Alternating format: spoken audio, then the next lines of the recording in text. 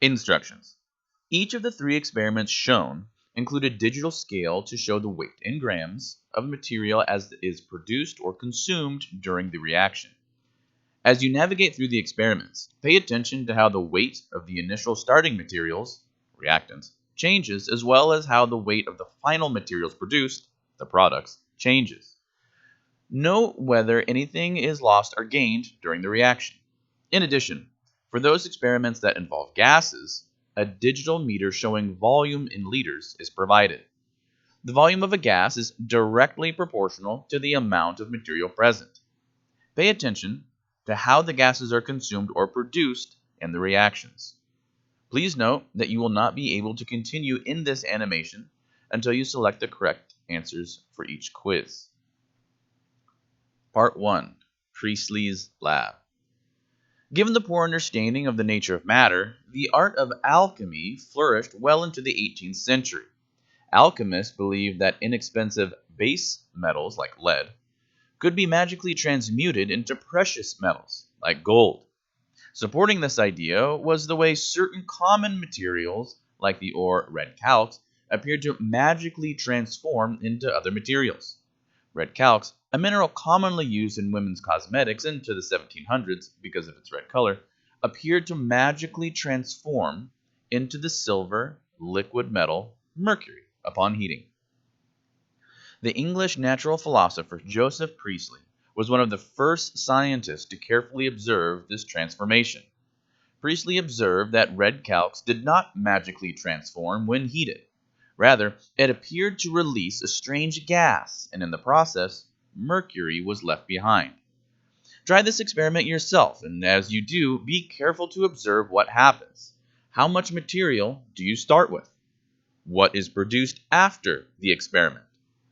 How do the starting and ending amounts compare? So we'll start the first animation. Click on next, and you can see here's the animation itself, along with the data that we're going to want to collect here. And I'm also going to want you to fill out the first page of this virtual lab, part 1. We're in PreSleaze Lab right now. So there's this table I want you to fill out. You'll be using this table and this set of data for this process. So it's a short animation, about 13 seconds. We'll let it run. And we can see that we're heating the mercury over here. Okay, or sorry to say the red calx, I should say. And what's happening is as the red calx disappears, you can actually see it fade away. You can see the red calx fade away. We can start that again. We can see there's no mercury to start. You guys see that? Let's rewind it. There's no mercury to start. But as we heat the red calx, mercury appears and the red calx disappears. Okay? Also, what we're seeing in the animation is that as the calx disappears and as the mercury appears, we see that the amount of gas we're producing actually increases. You can see that there's more and more gas being bubbled through this pipe, and so much gas in this little area that it's actually displacing the water down. It's actually pushing the water down. Well, what can push that water down? An expanding gas. Now, I shouldn't say expanding, an increasing amount of gas, right? Taking up more space and providing pressure to displace this water in the downward direction. Now, let's look first and foremost at our table over here. So we start with 216.58 grams of calx. Now, just to change the number a little bit, what if 216.59 grams of red calx was heated?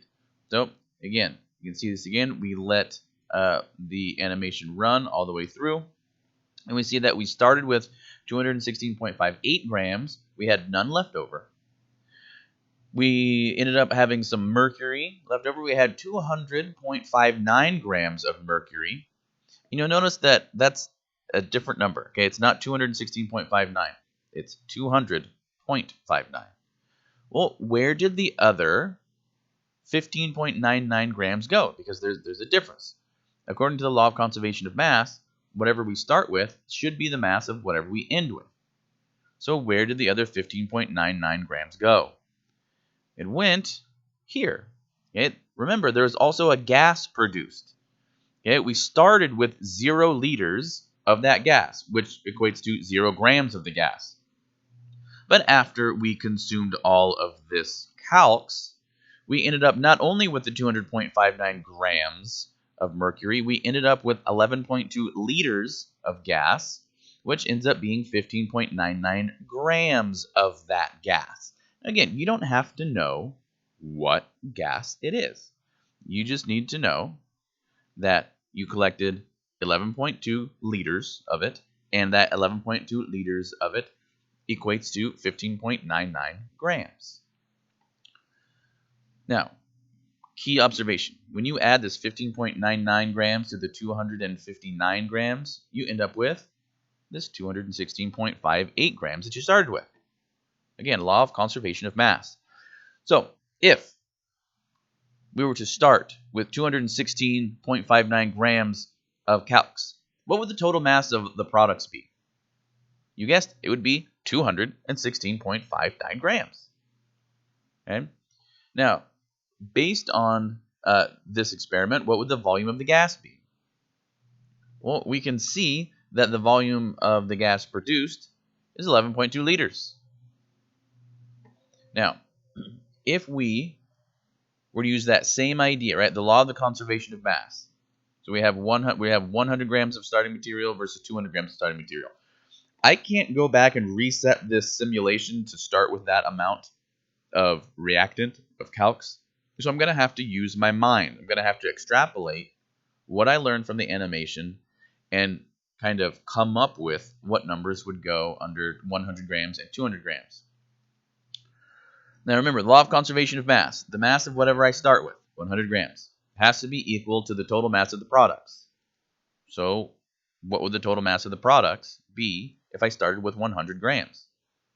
It would also be 100 grams. The law of conservation of mass. Mass is conserved. Okay.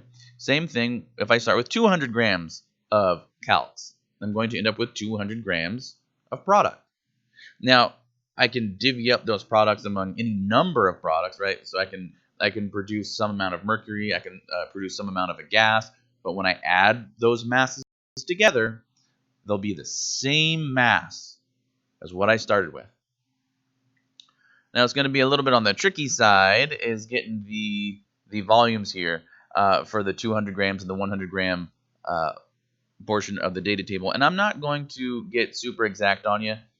Okay, so if this amount of calx produces 11.2 liters, we're going to, if we start with 200 grams, we're going to produce a little bit less than 11.2 liters. And so I'm okay if you write a little bit less than 11.2 liters, right? A small amount, okay? And what I want to point out here, what would you write for 100 grams of calx producing 100 grams of products? What would the volume of the gas produce?